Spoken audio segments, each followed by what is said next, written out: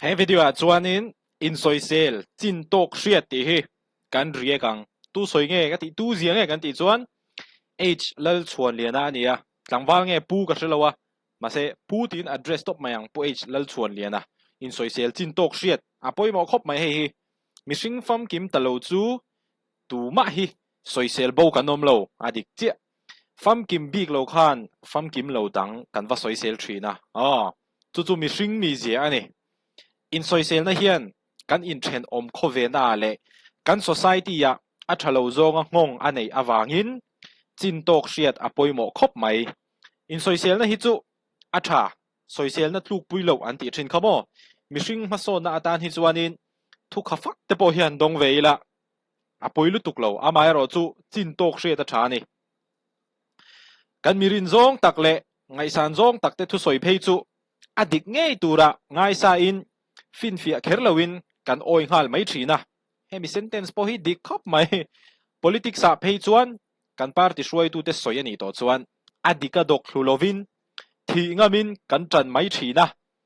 party dang thu soi phei chu diklo tur chanin kan changa kan soi sel ngal mai thina ni e bo hi dik chi ani ZPM party workers ten ZPM hruai tu te thu soi an oi bura chu tiang in MNF te pon MNF hruai tu te eta congress te pon yang hei chu dik khop mai ni kum sang ni som ni pathum MLA in thandon le kumin MP in thandon thleng khan mimal in soisel na lam hria tur la tam hle maya kongro ero asul tuklo chanta ni na lang hemi po he adik chi kum sang ni som ni pathum MLA in than kha chutte vurin galanga event lawa ma ro chu ka ngai event ve thawani khata anin soisel na le social media anin be na te kha kalo sreve zuai thina a makhi ka ti thelu to ga Facebook page chu screenshot an ron share thin hianin tong kam chu kalo ti thina ni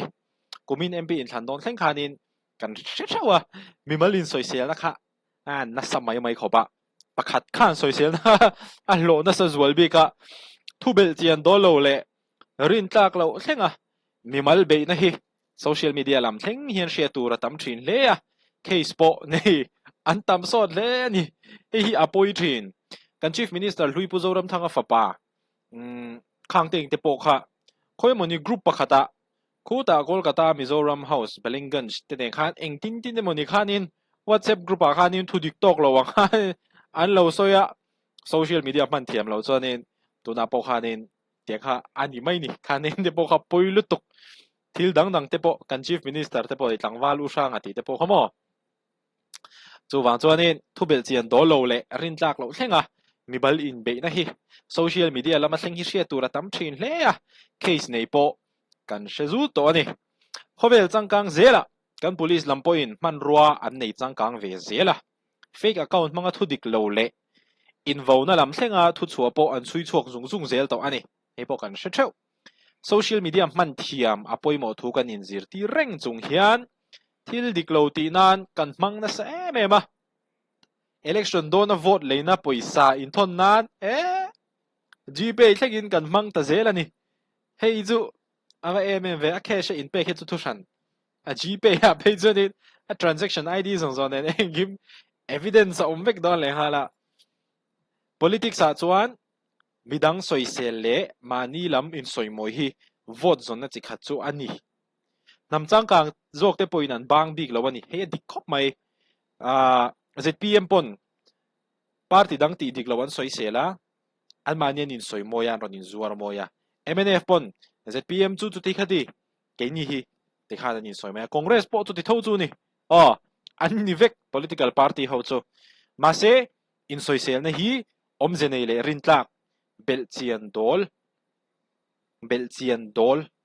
ani lo chuanin hun rei lo te nuwa a soi sel tu te avolet fo thina in mel huat na hi la thlen the ani kan rama hian midang soi sel thiam apiang te hi politician tha emo kan ti rei ta hle maya he hi azia lo hle ani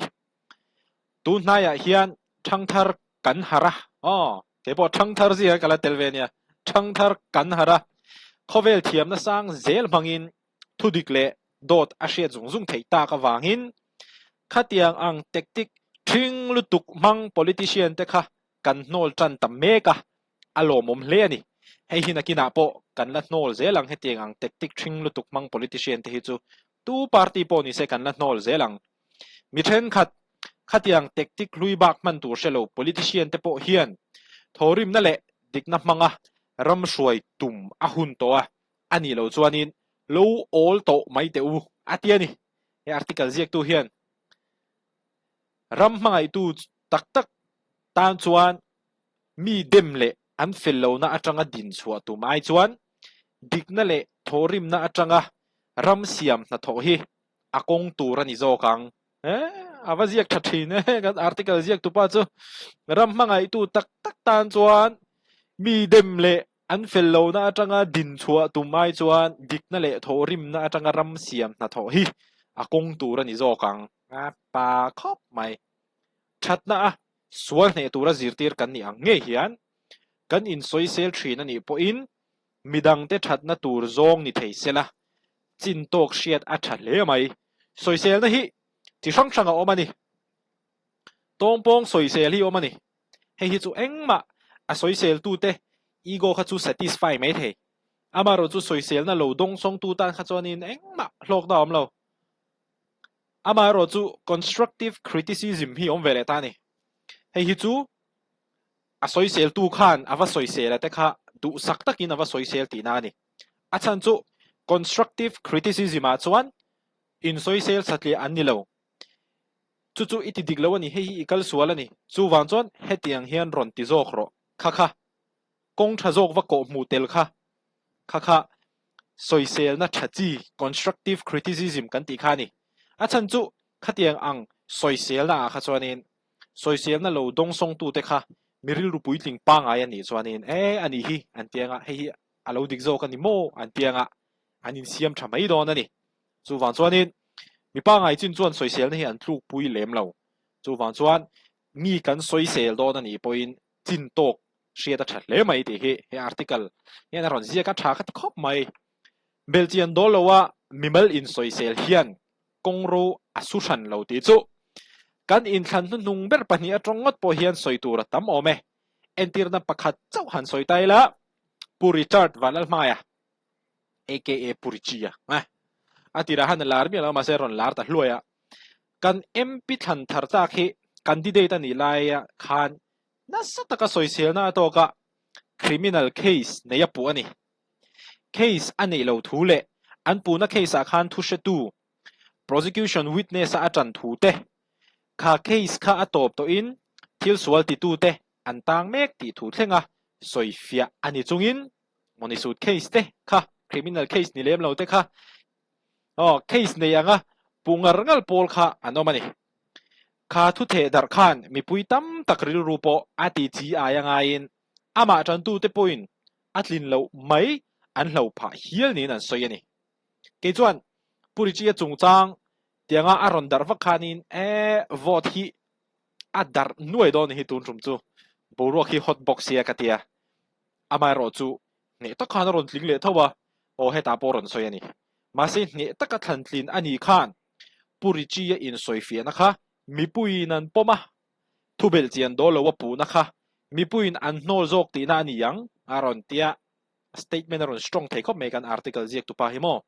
Richie-a chungchang hi ngatinge ivaron khelve to ngai lo ve hei thu thara omania min video tharan siamania post tharan siamania ron ti thina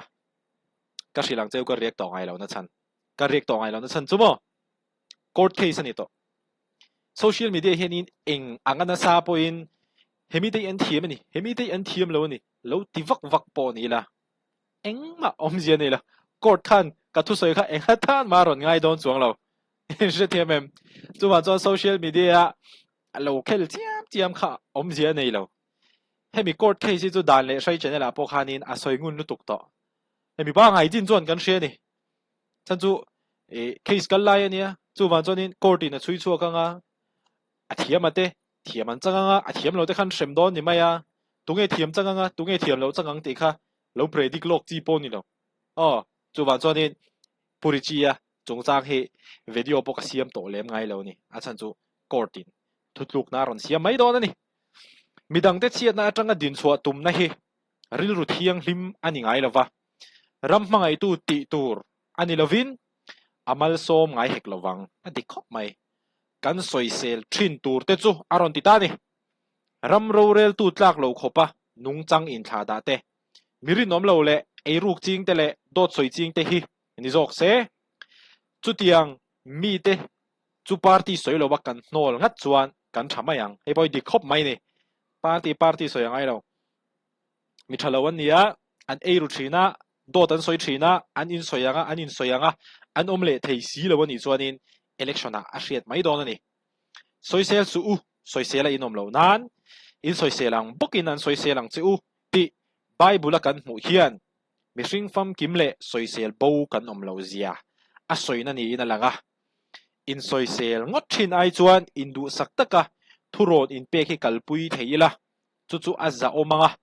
kan sa khuana nen po a in me in ra tha po a chhuwa zok nge yang e di khop mai tunlai hianin kalo chi ka instagram ate youtube ate po hianin zpm kai hruai mizoram sarkar hi soisel satlia hi no mani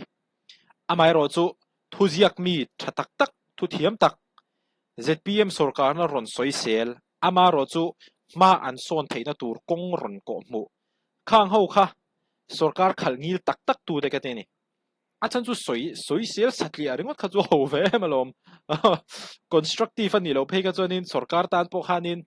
a soisel na lo dong song tu te tan po khanin lok na kha om don lo lutuk chu wan chuanin hei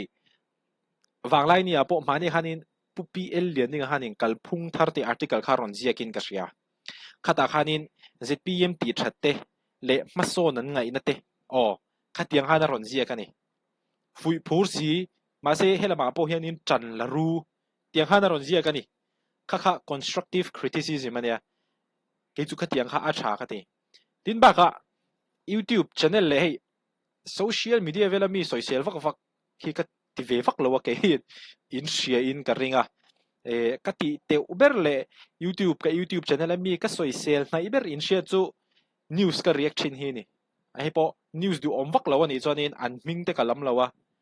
mi pakhat te ka tia khatia khanin kala ti sham shama a chan chu an duam lo wa article a po he ron ziek chiang ani social bo ka ni lo ke ma po chu van chuanin mi va social chiam kha a logical lo tleta ni hemi article hi ti hian ka ron siara ka ron riak hala ni walai nin ron chhuat tha article ziek tu h lal chuan liana